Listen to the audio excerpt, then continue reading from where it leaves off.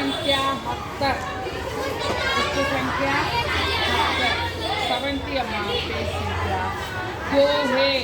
पाठ का नाम क्या है बच्चों? 2 है। यहाँ देखिए, साधु ऐसा चाहिए जैसा सूप सुभाय, सार सार को गहिर है छोटा दे उड़ाय। కబీర్దాసు ఈ దోహేలో ఏం చెప్తున్నారంటే అమ్మా, సాధు ఐసా చాహియే, మంచి వాళ్ళు ఎలా ఉండాలి అంటే జైసా సూప్ సుబాయ్, చాట్ లాగా ఉండాలి. ఎలా ఉండాలి? చాట్ లాగా.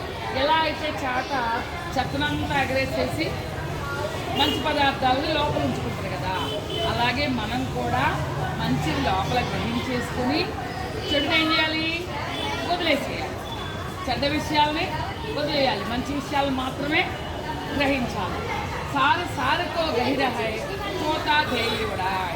చాట ఏం చేస్తే సారాన్నంతా లోపల పెట్టుకుంటే చెత్తనంతా ఎగరేస్తుంది. అలాగే మనం కూడా ఏం చేయాలి? మంచినంతా లోపల ఉంచుకొని చెడుని వదిలేసి. అర్థమైందా ఏమా? समझ में आया बच्चों? जाति न पूछो साधु की, पूछ लीजिए ज्ञान, बोल करो तरवार का,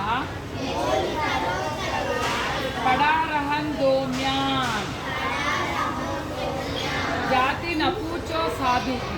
మీ ఇంటికి ఎవరైనా ఒక సజ్జనుడు వచ్చాడనుకోమ్మా, నీ జాతి ఏంటి, నీ కులం ఏంటి, నీ మతం ఏంటి, నీ ప్రాంతం ఏంటి, ఇలాంటివి ఏమీ అడగకూడదు.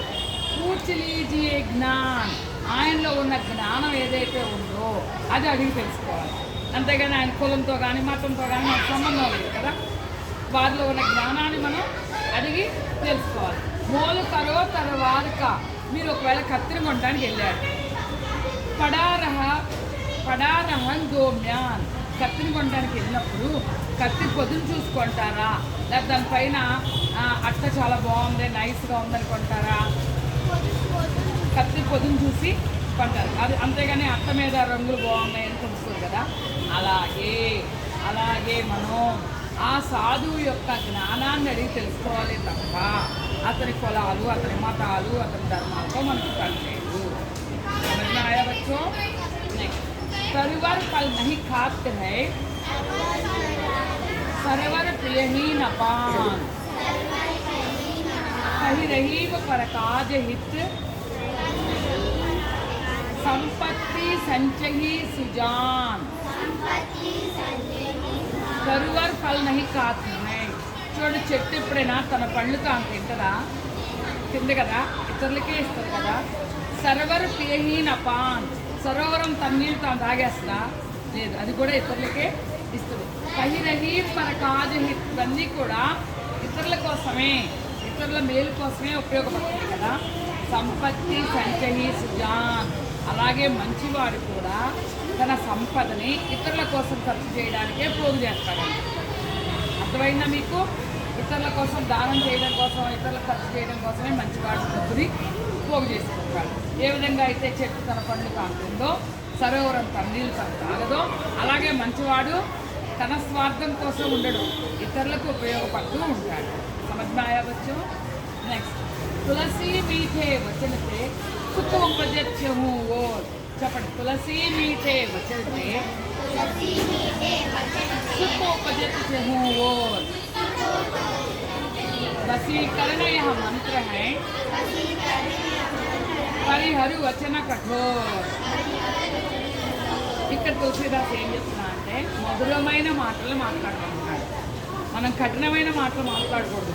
ఎలా మాట్లాడాలి? మధురంగా మాట్లాడాలి, మంచిగా మాట్లాడాలి.